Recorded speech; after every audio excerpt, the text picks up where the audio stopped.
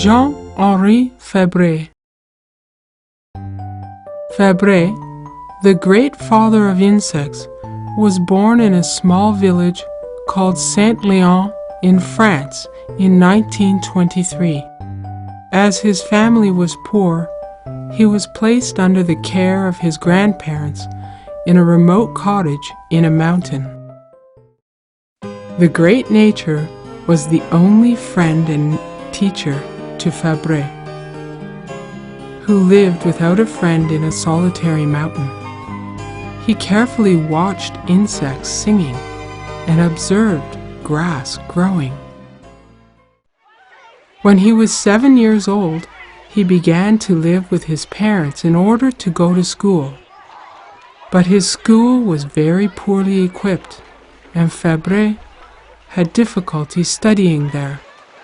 Teachers were busy doing their work, and children preferred playing to studying. One day, his father brought him a book containing pictures of animals and plants. Fabre liked it very much. While reading the book, he naturally learned how to read and write letters. As his father failed in business again and again, Fabre's family couldn't live together. He roamed as a vagabond. He sometimes slept on a bench in a park. Fabre worked in a place of railroad construction in order to earn money to buy bread.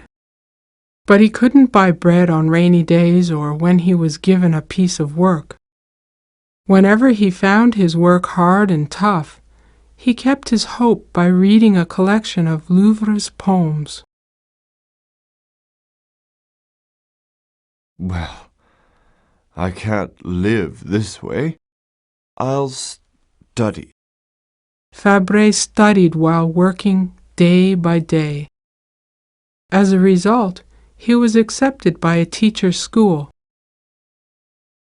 After graduating the teacher's school with honors, Fabre worked as an elementary school teacher. He had a field class once a month in order to teach his students nature besides the curricular subjects. One day, when there was a field class, Fabre saw some students find beehives and eat honey. After carefully observing them, he wanted to research black bees. He got interested in insects for the first time. When he was 20 years old, Fabre married Marie, who was also his teacher. He decided to teach at Corsican Middle School, located in a beautiful island in the Mediterranean Sea, for the sake of his job stability.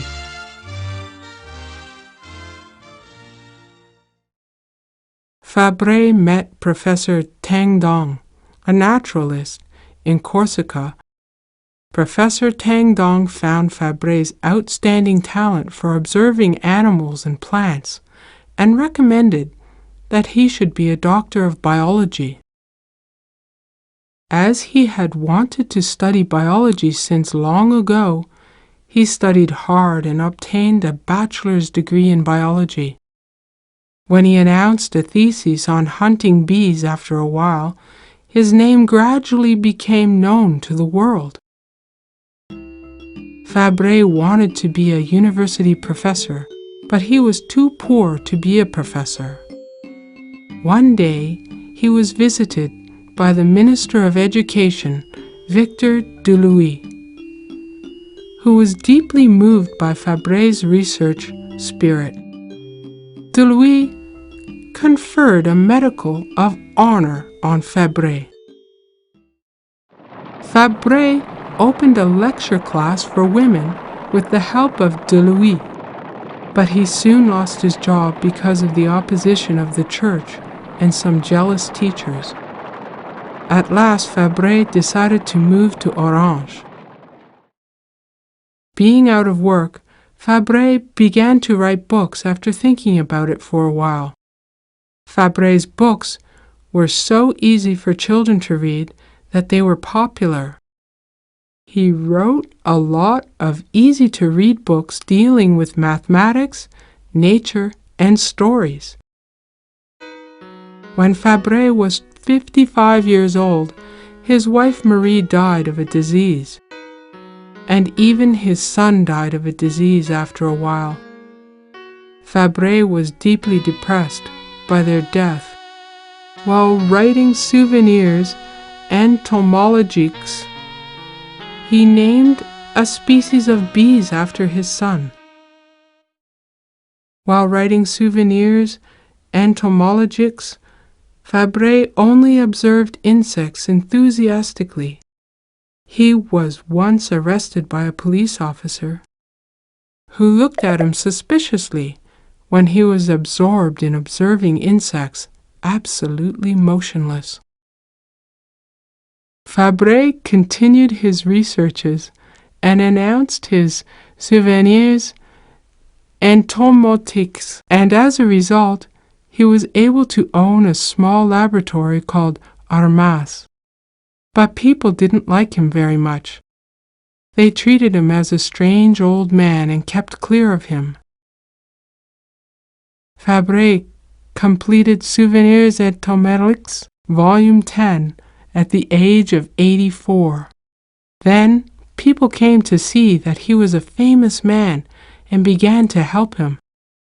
Dr. Rogro, of one of Fabre's students, set a date of Fabre and held a festival.